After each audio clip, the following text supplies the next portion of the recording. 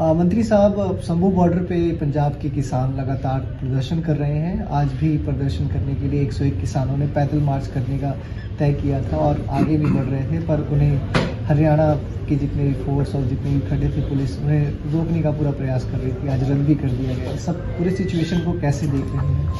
देखिए, शंभू बॉर्डर पे और भी एक दो बॉर्डर पे काफ़ी समय से पंजाब के किसान बैठे हैं। इसी दिक्कत को, आवाजाही की दिक्कत जो हुई, सुप्रीम कोर्ट ने भी इस पे कमेटी बनाने का एक निर्णय लिया था, जिसमें नवाब सिंह जी हमारे पूर्व जस्टिस हैं, उनको अध्यक्ष बनाया गया था और उनसे मिलकर कोई समस्या का समाधान निकालें। तो उन्होंने अपनी एक रिपोर्ट तैयार करके 22 नवंबर को न्यायालय में सबमिट करा दी। अब तारीख 13 लगी हुई है, आगे कोर्ट का क्या फैसला आएगा तो 13 को पता लगेगा।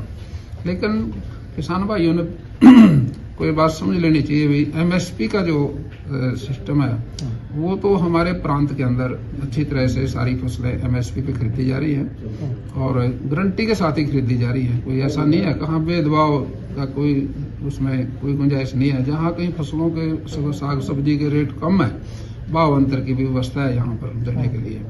तो हमारे किसान इस बात को समझते हैं, जिस प्रदेश में अनुशासन रहेगा, शांति रहेगी, वहाँ इंडस्ट्री भी विकास करेगी। और मैं समझता हूँ पंजाब में एजुटेशन चलने से पंजाब के अंदर काफ़ी इंडस्ट्री जो है वो शिफ्ट कर गई।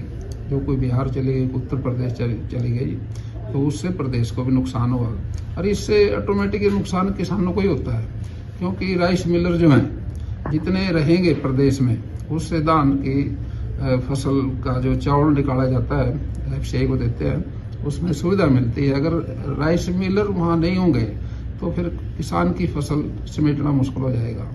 इसलिए शांति भी जरूरी है।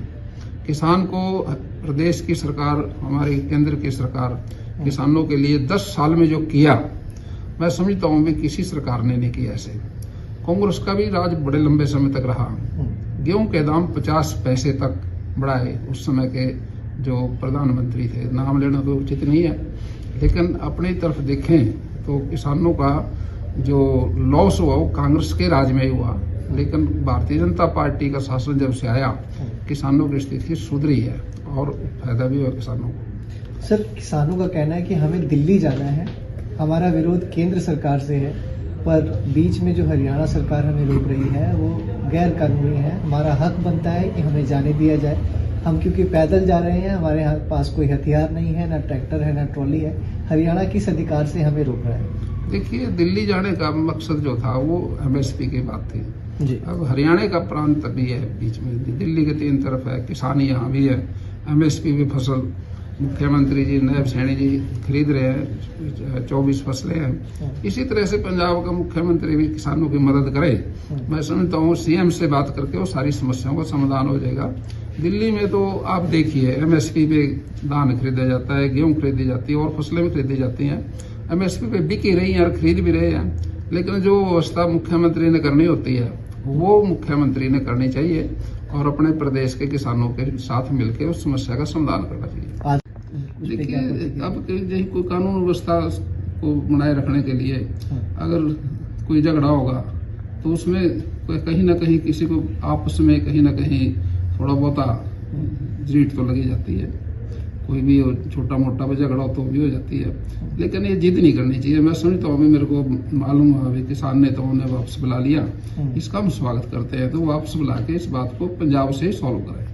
हमसे जुड़े रहने के लिए हमारे YouTube चैनल को सब्सक्राइब करें और नई वीडियो की नोटिफिकेशन के लिए बेल आइकॉन को दबाएं।